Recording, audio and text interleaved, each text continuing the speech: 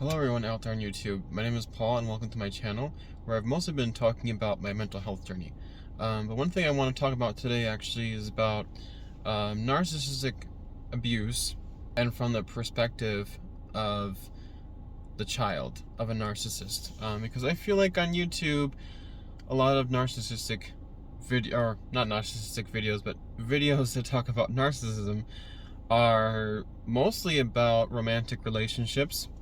But there's, the unfortunate group of us that also have been raised by narcissists, and I feel like there's not enough videos out there that talk about this, so, I wanted to put this out there, and hopefully, I believe that there's somebody out there that needs to see this. I think that there's just, there needs to be more education spread about this, and, more awareness spread about this. So, today I want to talk about my recent discovery of how panic attacks can actually stem from narcissistic abuse. But first I'm going to get into a little bit of in my background, and then also some signs of how to know if your mom is a narcissist.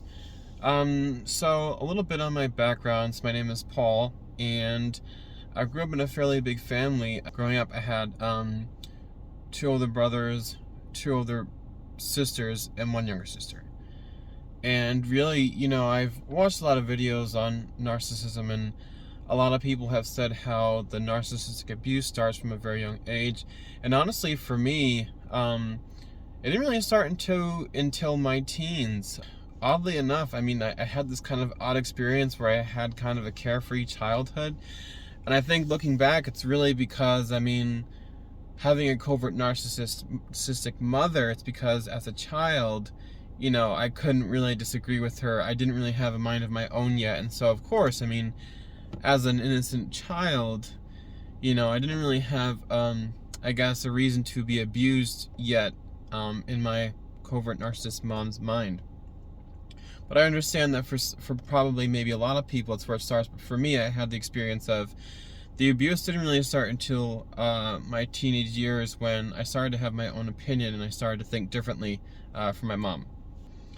And I kind of just knew from a young age that my mom was very mentally ill. I remember being like 10 or 11 and just knowing that I just had this knowing that my mom was very mentally ill in the head. And I remember there's this really vivid memory of kind of my first experience I had of my mom displaying her narcissistic behavior. And I remember, me and my mom, we were, this is back when we lived in the countryside at our old house, and we were like going for a walk outside. I don't remember what we were talking about, but I remember knowing that my mom exaggerated a lot. And my mom brought up this point about something. I'm like, yeah, Mom, it's because you exaggerate so much, or something like that. And I just remember the amount of rage. Like, my mom went from normal to all of a sudden she just exploded, and she was just like, went into this rage. And I was so terrified. I couldn't understand what was going on. I had never really experienced this before. And like, this was like, maybe I was 9 or 10, and I was like so afraid. We lived, like, our backyards was woods, and there wasn't really a lot of people around. So like, I ran out of our house. I was actually afraid of my mom. I was running away from my mom. I was running down the street. I was running away from her, and she was running after me. Because she just suddenly went into this rage, just simply because I said, "Oh, Mom, because you exaggerate sometimes." And something about me seeing a flaw in her character really made her go into her narcissistic rage. So I was running down the street, and she chased after me, and then I ran back into the house, and I was just kind of like, felt like I was going to throw up, and I was like kind of in disbelief of like, what's going on? Like, what is going on with my mom? And that was just kind of my first experience of my mom, as she would coin it, turn on a dime.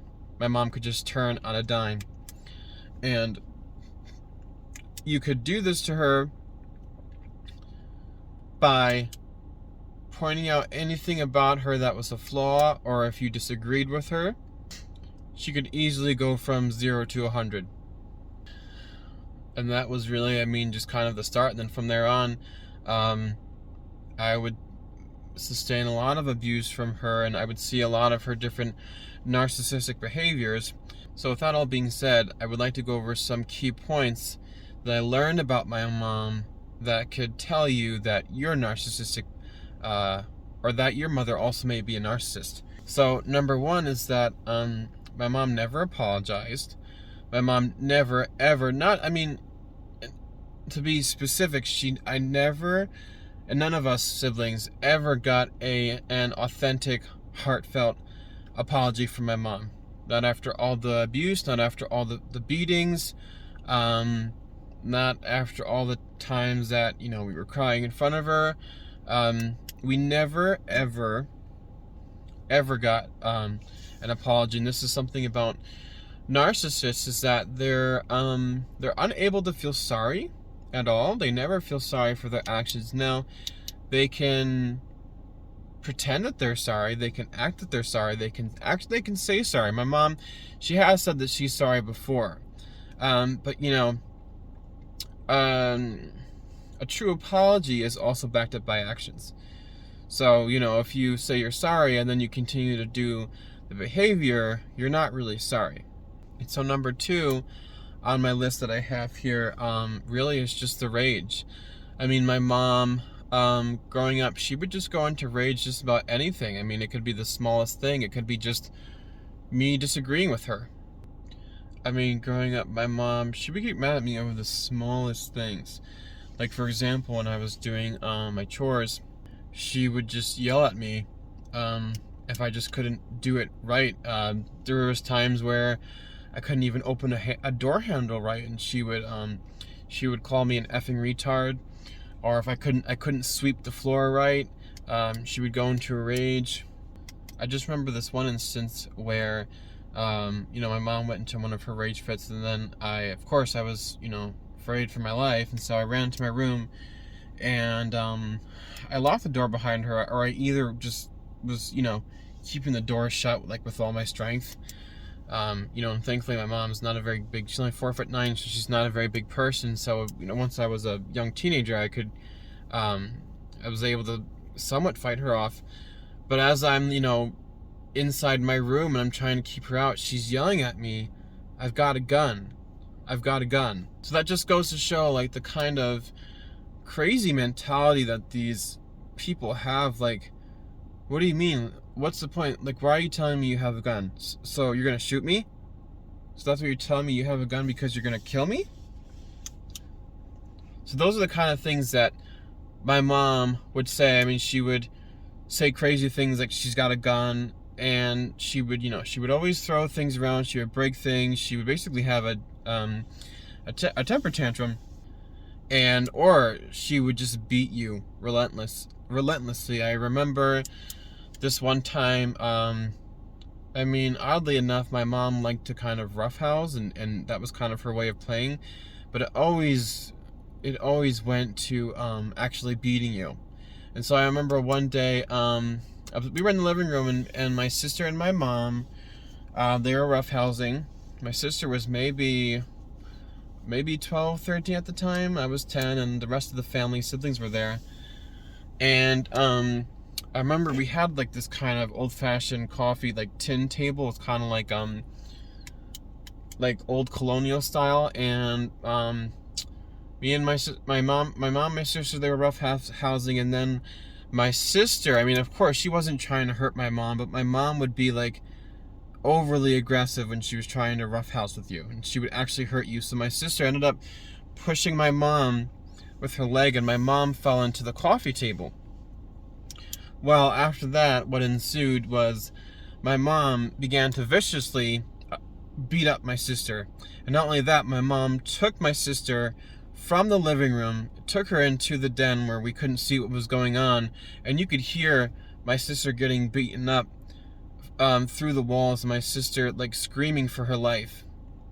So this was the kind of, like, sick shit that my mom used to do, is her playing would literally go into, she's beating your ass now, and she wouldn't stop. There was no stopping her rage. It was just utterly sick and evil and just beyond just human the way that she would beat you mercilessly without any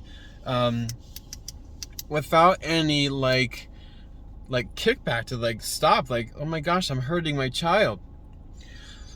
So the rage is really another thing. If your mother has uncontrollable rage, she might be a narcissist. Number 3 is the gaslighting. So, you know, whenever I got into an argument with my mom, she would always gaslight, and that basically means like they're throwing back what basically you're saying to them. So if I called my mom, if I said, my mom, you're lying, she said, oh, you're lying. If I said, my mom, you're being mean, you're being mean. If I said, what you said hurt me, or what you said hurt me, she would always turn things around. Whatever she was guilty for, she would always turn it around. She would accuse you of the same thing. It was literally, she was literally like a parrot. I mean, when you rightfully called her out on what she did because she lied or because she's yelling at you, and I say to her, why are you yelling at me? Like, stop yelling at me. Oh, you're yelling at me. So it would always this back and forth, just unending gaslighting. And, you know, so with the gaslighting really comes with lack of accountability. And I would say number 3 is they don't have the ability to be introspective.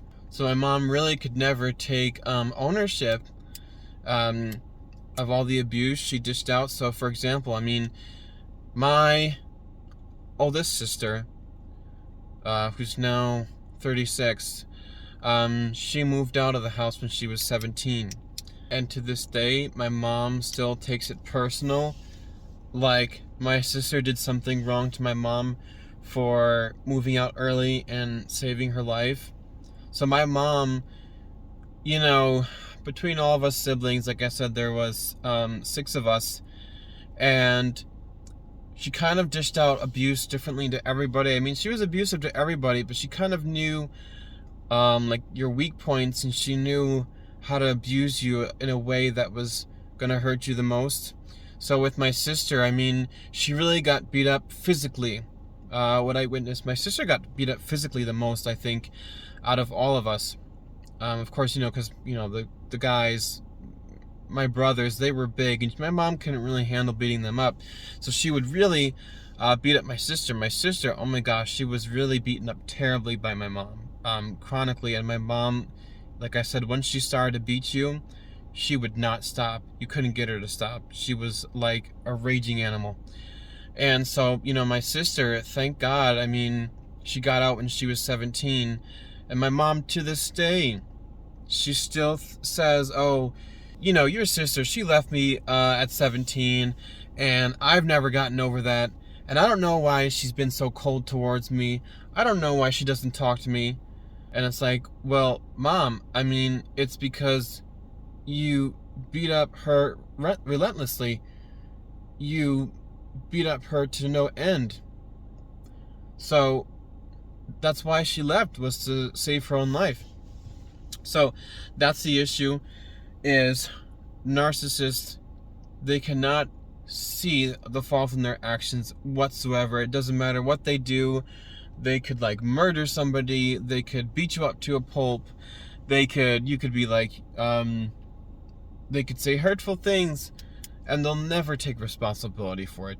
One of the last things I want to talk on today is lack of affection. So growing up, my mom did say I love you. She did, but it wasn't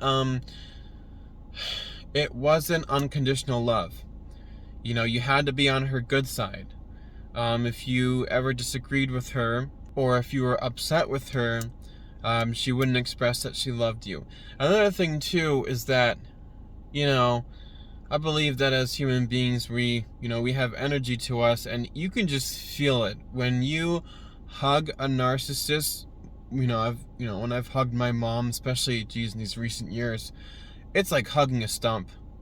It is like hugging a tree stump. I mean, there's no feeling to it. There's no feeling to when a narcissist hugs you. It's like hugging a bone of skeletons. It's really, you just don't feel anything from them. So really, I mean, there's there's just a huge there was a huge lack of affection growing up with my mom. And mom was she was very stingy, even with food. I mean, there were times in my adolescence, especially there were times in my adolescent years, especially when I was just going to college and I was still living home at the time, because I was a full-time student and I was really immersed in my study. I just didn't really have time to work, and I didn't really have money to eat any food, basically. And I can remember I just didn't eat anything all day. You know, here I am living at home. You know, you think that your parent would just be willing to, you know, let you have some food from the fridge just to take with you. And so I didn't have any food, and I would go to school. I would come back pretty late, and I'd be absolutely starving to the point where I'm shaking. And I just couldn't help myself. I would like need to eat something in that moment. And I would take something from the fridge, and my mom would go into a rage, and she would be like, "What the fuck are you doing? You're supposed to wait for dinner." And, you know, mom would, like, she wouldn't make dinner until 8 p.m., which, I mean, that might be normal for some people, but it's like, when you haven't eaten all day, and you're, like, a scrawny young adolescent kid, you're, like, starving. So, my mom would freak out if I grabbed anything from the fridge. Here I am, I'm starving. I have not eaten anything all day at school. I mean, my mom, you know, I didn't even get any allowance or anything like that, or just any kind of help, you know, as her son. And, you know, if I grabbed anything from the fridge, because I was starving, I got verbally abused. So, and, you know, as I began to learn about more healthy family dynamics, you know, I began to know people who, you know, their parents don't yell at them when they eat something, when they eat leftovers.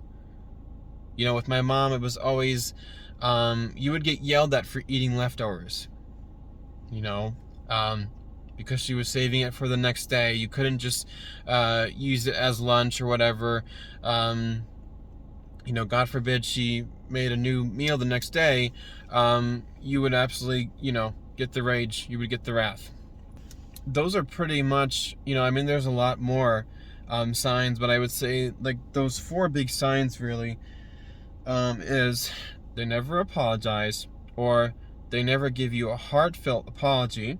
They rage over the smallest things. They constantly gaslight you, and really, there's a lack of affection. And so, you know, I know it's taken a while to get to this point, but what I kind of came to this recent discovery of discovering that the root of my panic attacks really is my mother. And so, getting into what happened that day, she went into her rage, basically. And, you know, I had to close the door. I had to close the door behind her. She was trying to tell me, "Oh, let me in," and I didn't let her in. And as she was, you know, yelling at me, and this is what happens when you get into an argument with a narcissist, it physically affects you. It physically affects you.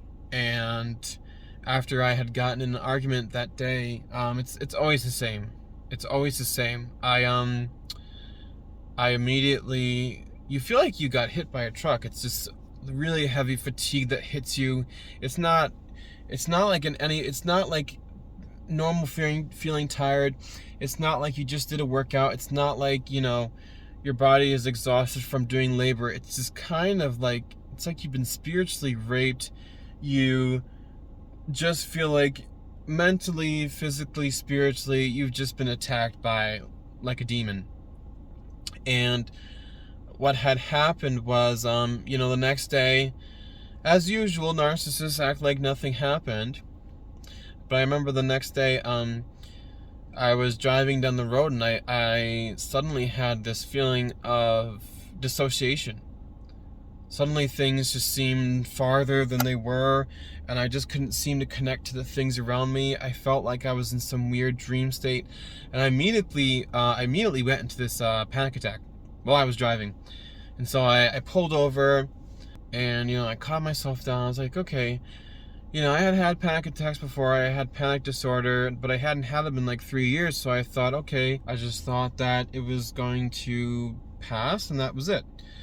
And so I didn't have another panic attack for that day, but then the next day followed, and then I had another panic attack. And what was kind of embarrassing is that I couldn't control them. They were happening everywhere. I was going out with friends, I was going to events, and I would be sitting there at the restaurant with my friends, and I had to call the ambulance this one time, and I just felt like my heart was going to explode, until one day this panic attack, and I was having panic attacks every day consecutively, until one day I was having this really bad panic attack, and I was just completely out of it, and I couldn't get myself to calm down, no matter what I did. And of course my mom is acting aloof, and she's I'm saying I need to go to the hospital, and she's saying, oh, you're fine, you're this, you're that, which, what, okay, it was a panic attack, I was fine, but what, it's nice to go to the hospital just to check things out. So I basically, following the argument with my mom, I had a panic attack every day for about 2 weeks. And I'm still suffering right now. I'm doing much better now, but I'm doing much better, but let's say I finally put 2 and 2 together after all these years, after having panic disorder and having a mom that acted so aloof towards it, and not really being able to be there and show that she cared. I finally put it together that it was the narcissistic abuse that was causing me to go into these panic modes. And so basically what happens is your subconscious is getting hijacked. So as I would have these panic attacks, I would have this feeling of, I don't want to breathe. I just don't want to breathe anymore. And what my therapist pointed out to me, it's like you're going into this freeze response. It's kind of like this primal freeze response, kind of like when an animal is being chased by a predator, and they freeze, they stand still, they freeze. So it's like your narcissistic parent, they are a predator, and this is your primal instinct. You are trying to freeze because you are afraid of them. So this was my recent discovery of how panic attacks are related to narcissistic abuse. The abuse hijacks your subconscious. It makes you go into this flight or fight mode, and it's like you literally can't control your subconscious anymore, because your subconscious is now going into primal mode and it's trying to escape. So the reason why I wanted to get this video out there, is because I know that there's plenty of people out there who have narcissistic parents, and really there's just not enough education about it. Not enough people are talking about it. I'm running out of time on this video, so it's like I have to hurry up here. But I hope that I didn't digress too much in this video. I hope that you've learned something from this video. Growing up with a narcissistic parent, if you went through that, my heart goes out to you. I'm so sorry. It is really one of the worst experiences, especially if you have a covert narcissistic parent. Nobody believes you when you try to tell them. So be safe, stay away from the narcissist, and I will hopefully see you in the next video.